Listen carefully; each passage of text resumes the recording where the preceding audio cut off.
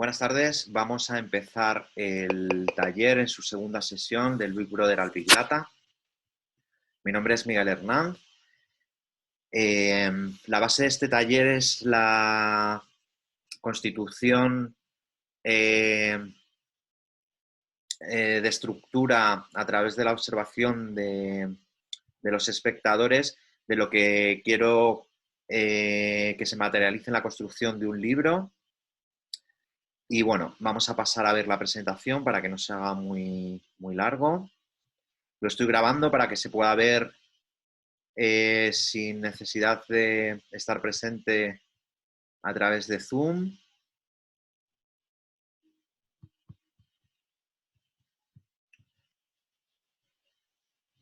Vale.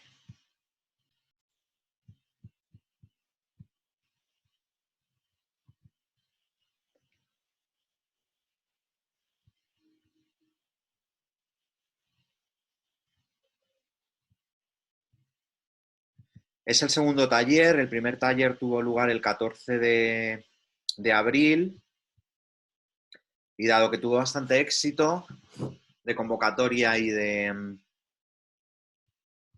público, pues he decidido realizar el segundo taller. Bueno, esta presentación va a tratar temas de pedagogía y cultura social y cultura crítica, y vamos a intentar dar respuesta a por qué se mide tanto en nuestra sociedad. Vamos a hablar del sistema visual contra el sistema de control accional, del Big Brother al Big Data. Vamos a hablar de criterios y vamos a intentar visualizar hacia dónde vamos. El índice de lo que vamos a ver en este taller son los que veis a continuación. Vamos a hablar de prioridades, de privaciones, de comunicación, de experiencias, conceptos eticalidad y eficacidad.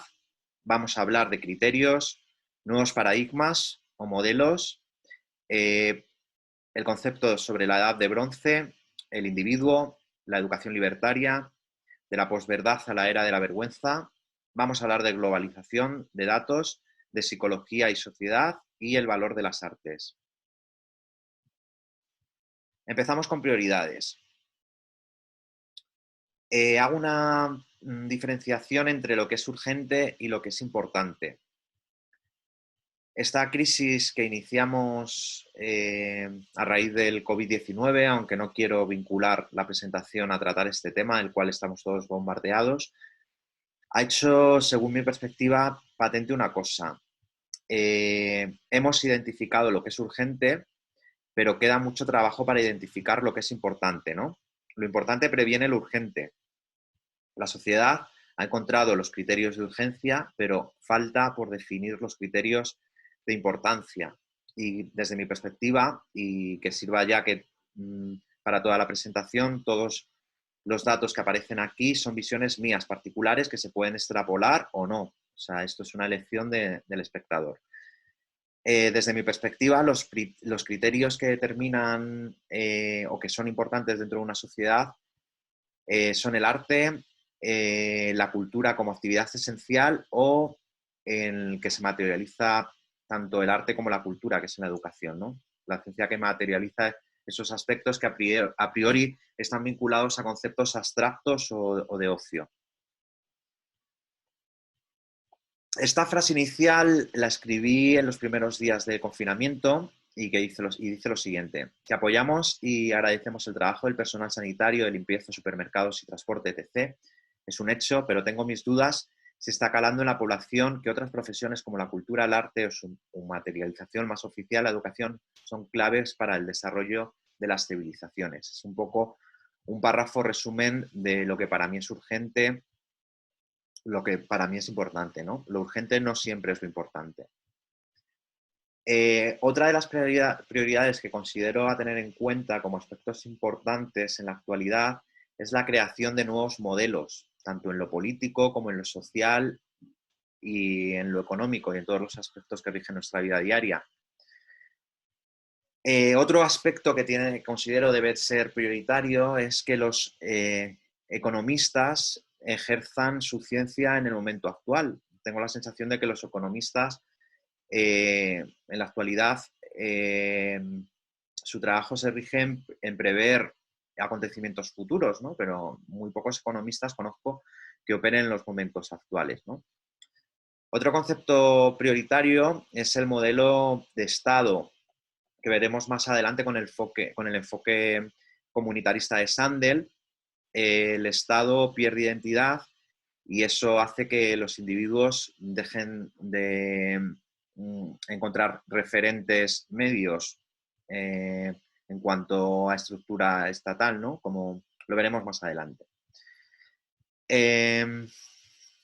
Otro de los aspectos que considero importantes y prioritarios es enfocar un análisis del modelo económico actual como un modelo económico parasitario, ¿no? Basado en Wall Street. Y vamos a tener en cuenta también que es un modelo que ha iniciado pues el fin de la globalización, de la tercera globalización. Privacidades. Pues planteo la idea de que estamos cediendo seguridad frente a anonimato, que es un concepto tampoco es nuevo, que empezó con los atentados terroristas del 11S y aquí en Madrid del 11M, ¿no? Fuimos perdiendo derechos de libertad o de anonimato frente a que los estados nos den seguridad. Vamos también encaminados hacia un sistema que permite que los datos de los ciudadanos se puedan gestionar a través de corporaciones y que éstas se lo den a los estados, ¿no? Es el modelo chino. Todos hemos visto en prensa estos días el sistema que utilizan en China para el control de la población con los famosos códigos QR. Y bueno, Apple y Google también están desarrollando aplicaciones para rastrear, ¿no? El tema de la enfermedad. Y bueno, pues también he indicado aquí que vamos hacia un digitalismo supremacista. Pongo el ejemplo de Bankia, por ejemplo, el otro día, el mes pasado, me cobraron unas comisiones de uso de mi cuenta porque no tenía descargada la aplicación. Entonces me resultó curioso que te cobran comisiones por no tener habilitada la aplicación digital, sin embargo, para darte de baja sí te obligan a ir físicamente a la oficina. En cuanto a comunicación, considero que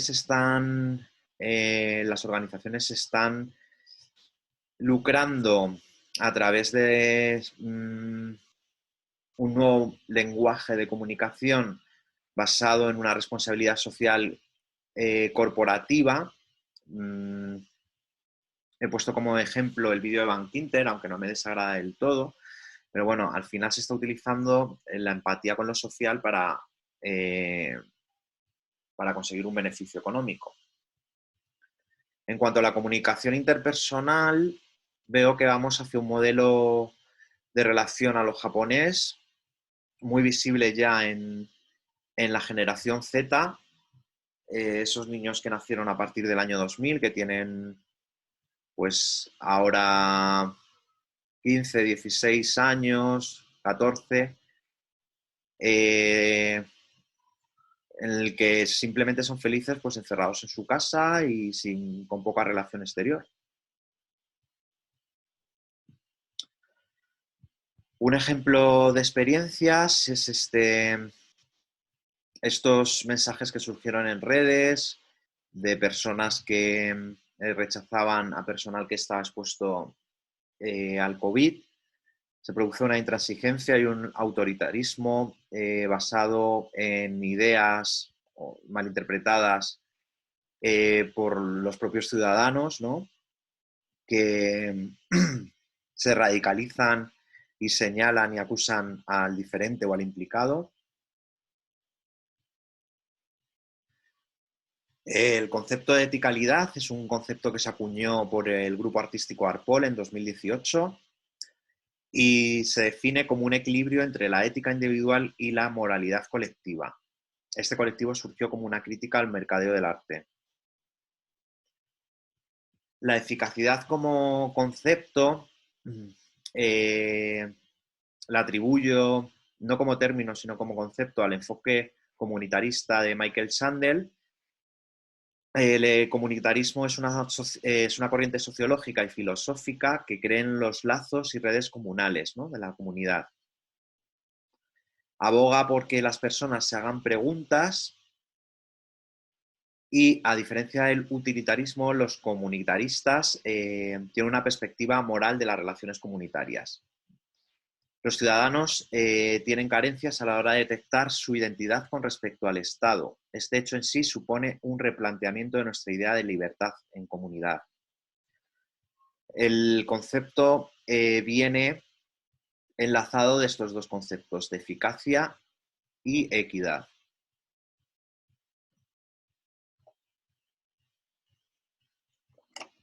En la mayoría de mis grupos educativos, de mis últimos grupos educativos, he hablado a mis alumnos de una crisis de criterios.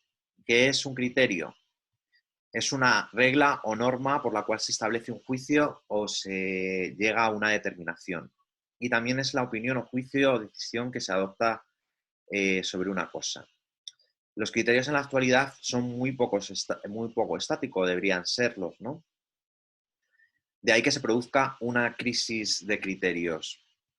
¿Y cuál es la solución a esta crisis? Desde mi perspectiva, utilizar un criterio crítico que continuamente esté planteando pues la estabilidad o no del propio criterio. Pongo un ejemplo claro aquí sobre YouTube, que es una plataforma que permite la subida de cualquier contenido de YouTube y delega en los propios usuarios si se rechaza ese contenido o no. Es decir, es las mismas personas que deciden si un vídeo es rechazado o no, es las mismas personas que suben el contenido. Un dato por lo menos curioso. Bueno, considero que vamos hacia una era que va a cambiar modelos de relaciones, se va a identificar a lo distinto, vamos a ceder libertad a cambio de seguridad. Esto está al revés. La libertad de expresión también está siendo censurada. El individuo resta peso frente al grupo. Y en cuanto al conocimiento interior de la persona, pues está marcado por algo que yo llamo conocimiento inducido.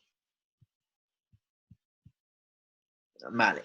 Veo un paralelismo también entre la edad actual y la edad de bronce. Aquí en este esquema lo reflejo tanto a nivel sociocultural como artístico. El nacimiento de la tecnología 3 o 4G la enlazo con la edad de cobre. La transición ha sido la edad de bronce y la tecnología que empezamos a construir a partir de ahora, la 5G, o que se está construyendo, enlazaría con la edad de hierro.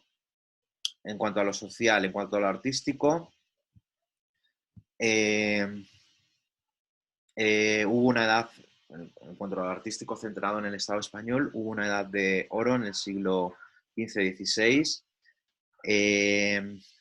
Hubo una edad de plata posterior a los regeneracionistas. Y considero que en esta década que empezamos va a haber una edad de bronce también, relativo a lo cultural. Va a haber una explosión también cultural. La edad de plata se basó en la edad de oro y la edad de bronce se basará en la edad de plata. Vale, vamos a escuchar, ahora que se ha dado tanto peso a los médicos, vamos a escuchar esta definición de individuo de Ramón y Cajal, Premio Nobel de Medicina en 1906. Existen dos variedades humanas, de valor harto desigual.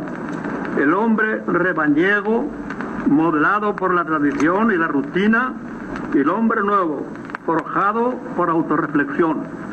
Esta variable mental merece exclusivamente el nombre de individuo, porque solo él es capaz de aportar algo al acervo común del progreso. Bueno, pues ahí queda esa reflexión. Vale, en cuanto a la nueva educación, lo he enlazado con la construcción de las universidades populares a finales del siglo XIX, principios del XX, que hubo en todo el Estado con la intención de alfabetizar a la sociedad, que más adelante hablaremos del nuevo enfoque de alfabetización.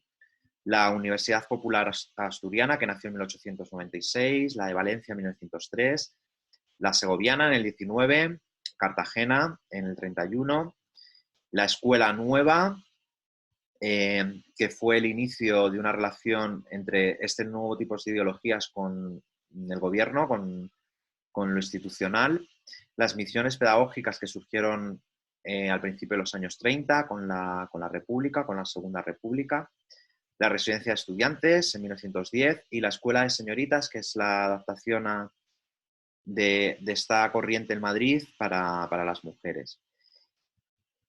Bueno, considero que también va a haber un nuevo modelo educativo, una educación hacia la libertad o educación libertaria. Y creo que estos nuevos modelos educativos que están surgiendo con respecto pues, a la situación actual, como son la teleformación, van a fracasar. No tiene sentido que se encorsete la educación en una plataforma de uso restringido cuando hay acceso a ese mismo contenido de forma libre, ya no en red, sino en bibliotecas y demás, ¿no? La educación, aparte de favorecer la adquisición de conocimiento, de contenidos y de formar a personas, también tiene un valor muy importante en la comunidad que las redes virtuales aún no han sabido derruir.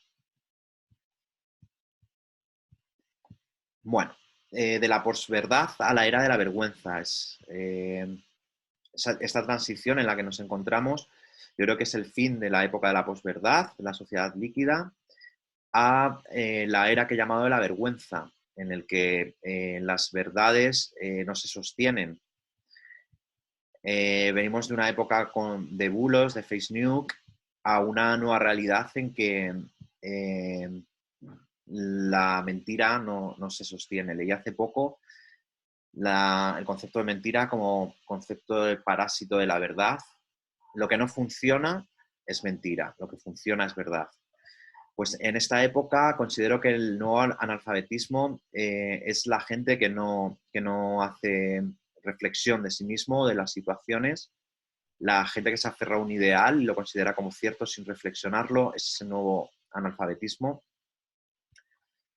Es una época de autoritarismos, de radicalismos, hay una crisis de criterios y se está produciendo una militarización de la vida social.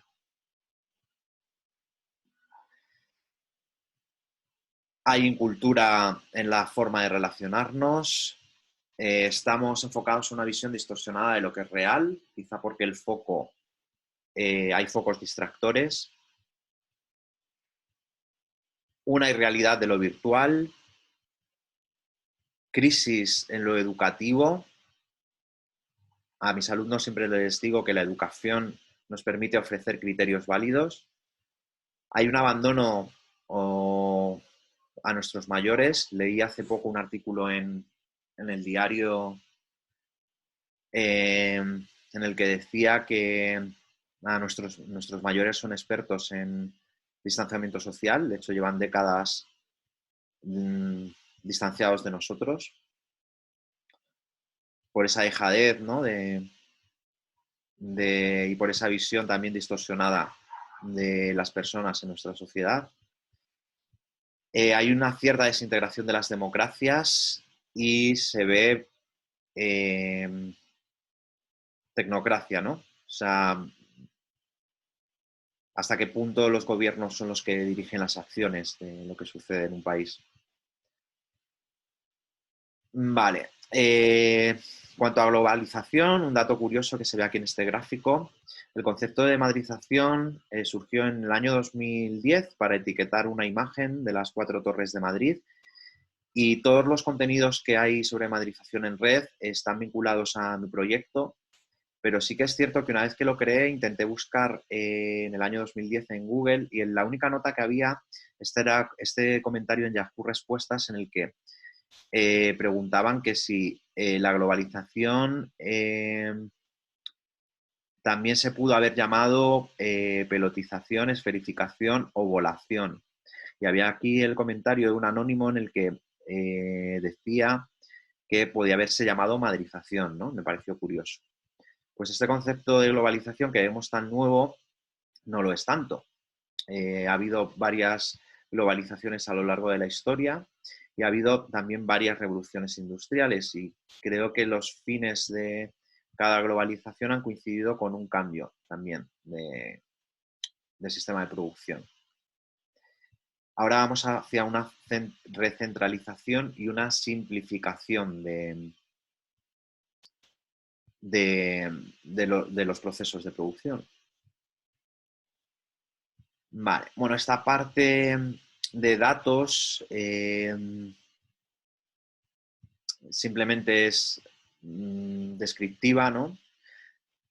Hoy en día que consumimos datos por doquier, nunca se me han dado bien. De hecho, creo que los datos son un sistema muy gráfico y reduce tiempo de análisis, pero el enfoque cualitativo es el que define la hipótesis y es el que más me interesa, ¿no? Aquí hay un bloque de datos y he hecho unas descripciones sobre lo que es la media, la moda, la mediana, el coeficiente de variación, el coeficiente de correlación. El coeficiente de variación es la relación entre la desviación típica de la muestra y su media. El coeficiente de correlación determina únicamente 2 variables. El nivel de confianza es lo cierto o no, lo que se ajusta a la verdad, la hipótesis. La varianza es lo que varía el cómputo de números con respecto a una variable estática. El error es la resta del coeficiente del nivel de confianza con respecto a 1. Y la desviación típica es la raíz cuadrada de la varianza. Bueno, estos datos que no sé si por vocación o por decepción me han estado acompañando toda mi vida, aún así no los tengo muy claros, pues imaginaros lo que puede interpretar la mayoría de las personas que no están acostumbradas a tratar con datos con respecto a su análisis. Bueno, me pareció interesante también hablar sobre la campana de Gauss o la distribución normal, que es la famosa curva que hemos estado viendo todos estos días en prensa y en televisión. Aquí hay un ejemplo, es un gráfico que hice con respecto al 25S, y bueno, pues es un modelo de distribución de población vinculado normalmente a fenómenos naturales, pues de morfología, fisiológicos, de farmacología, de consumo, psicológicos y demás, ¿no? En el que cuando pues un efecto vinculado a una población nace es menor, va subiendo, hasta que vuelve a caer. Vamos a hablar un poquito de psicología y sociedad. Ya lo dijo Nietzsche, que la locura es la excepción en los individuos, pero la norma en los grupos. Y bueno, pues me parecía interesante señalar un estudio de estos autores, Lorenz y Rahout, del Instituto Federal de Tecnología de Zurich, que determinan que mientras más se comparte la información y más agentes agregan al debate, menor es la calidad del conocimiento generado. Y se debe a 3 motivos: por la influencia social, por la reducción de rango y por la autoconfianza. Imaginaros la época en la que vivimos, en lo que todo se comenta.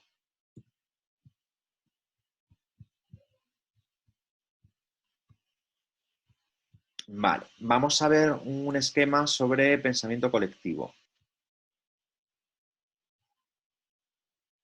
Tenemos este esquema. Estos serían los antecedentes. Responsables de decisiones tienen grupos cohesivos. Se produce un fallo estructural y se produce un contexto provocador. Estos serían los antecedentes para que ocurra lo que es un pensamiento de grupo. El segundo paso, cuando se han producido estos tres antecedentes, hay una tendencia al pensamiento de grupo y se detectan los síntomas. Es sobreestimación del grupo, mentalidad cerrada, pensamiento uniforme. Estos serían los síntomas de que las decisiones que se han tomado a través de este pensamiento de grupo no es correcto.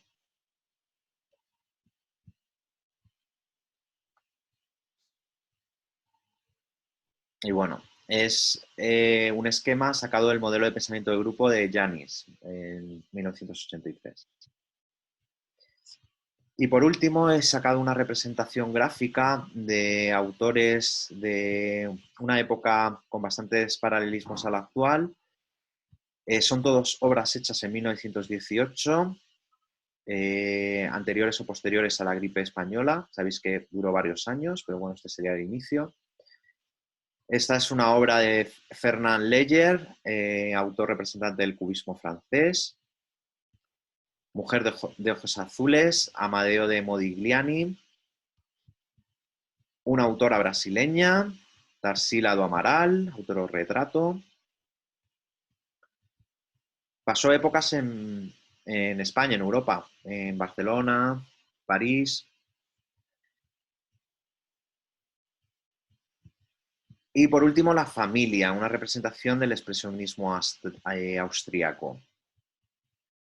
Creo recordar que este autor murió de gripe española. Posiblemente esta fuera una de sus últimas obras. Bueno, ¿qué vemos? Personalmente veo bastantes paralelismos entre esta época y la actual en cuanto a lo artístico. Hay de nuevo una vuelta al realismo social y al conceptualismo, ¿no? Y bueno, me parece interesante que siempre las artes y la cultura han servido como elementos previos a lo que llega al sistema educativo. Y por último, las conclusiones a toda esta presentación. ¿Qué podemos hacer?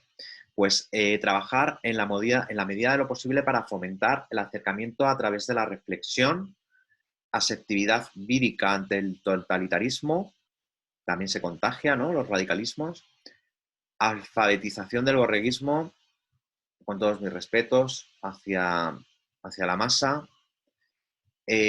Considero que hay muchísimo trabajo en este campo.